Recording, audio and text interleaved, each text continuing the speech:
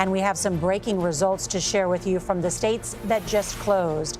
In Florida, once an electoral battleground that has moved right in recent circles, CBS News projects Trump will win the Sunshine State. In Alabama, CBS News projects Trump will win this race. Trump carried Alabama by large margins in the past two elections. And in reliably blue Massachusetts, CBS News projects the Vice President Kamala Harris will win. Let's take a look now at Maryland. CBS News projects Harris will win there. There's a key Senate race. We'll check in there as well. And Oklahoma, CBS News projects Trump will win. Let's take a look now at Tennessee. CBS News projects Trump will win in the state of Tennessee. The big number we've been talking about, 270 electoral votes. That's the number needed to win. And so far, with those early results, the race to 270 shows Donald Trump with 90 electoral votes and Kamala Harris with 27. Want to check in with our data desk team to see what they are seeing in these battleground states. And Major, what's happening in Georgia? So we just mentioned, Nora, that Georgia we rate as a toss-up. We have about 33% of the vote in. You can see the distribution so far. So why do we do that? First thing I want to show you, what is our estimate? Our estimate is about 50-50 when all the vote comes in. Let's talk about where the vote is yet to come in. Of the 67% that we still need to wait for, you see most of it in generally blue, metro Atlanta, and some other bluish parts of the state. What's interesting about what the trend lines are currently, Nora, and I want to emphasize this because RNC Chairman Michael Whatley was just talking about this. When you see southeast Georgia, you see a lot of red.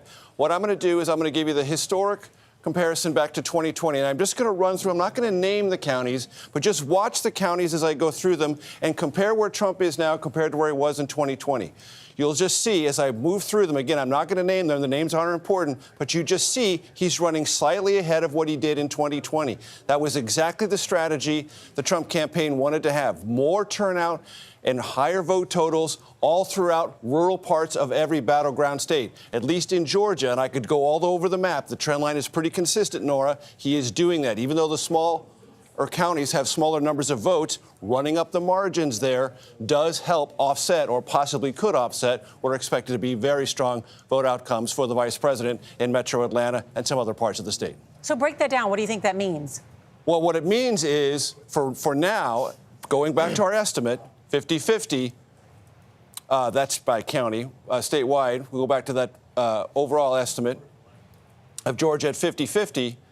That means as we get closer, as more of metro Atlanta comes in, there is at least more of a buffer for former President Trump. It is not decisive. It is not determinative because we don't have a call here yet. But in general, and Michael Whatley was talking about, what are these early indicators? They're just seeing higher turnout, higher vote totals at the margins in some of the redder counties of southeast Georgia and other parts of northern Georgia as well. Major Garrett, thank you. I want to turn to Ed O'Keefe, our senior White House correspondent. I understand you have some new reporting on it. Part of why things remain so tight there in Georgia is if you look at those counties around Atlanta, and maybe Major can zoom in on some of them, what the Harris campaign is seeing is real encouragement there. That in fact, she's running ahead of President Biden in some of those ex-urban counties around Atlanta, higher totals than what the president got 4 years ago. That is how she wins a state like Georgia tonight. Can you run up the numbers in the suburbs?